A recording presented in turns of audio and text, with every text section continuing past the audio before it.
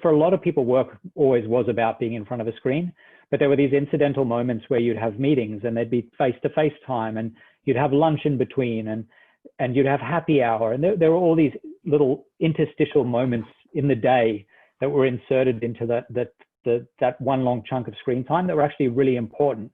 What's really interesting about those moments is a lot of the magic happens in those moments. A lot of the magic of inventiveness, creativity, innovation, doing things a little bit differently happens in those serendipitous conversations, or in like two random people bumping into each other. You know, there's a lot of negativity towards open office plans, and I think it's justified. But one of the good things about an open office, one of the few good things, is it brings people, especially when they're all scattered around and not siloed, it brings people who have different backgrounds and ideas and in different jobs within a company together.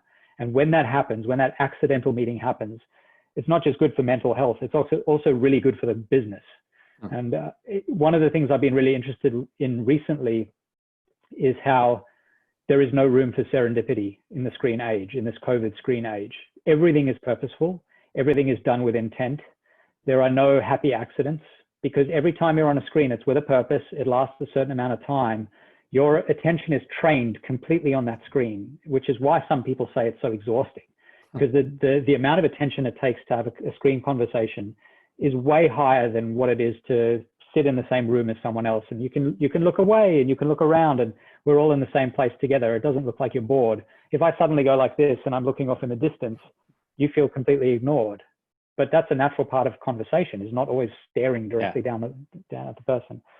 So having stripped away serendipity, I think is harming productivity and harming inventiveness. And I think it's on a macro level across all organizations, it's making us much more staid and routine.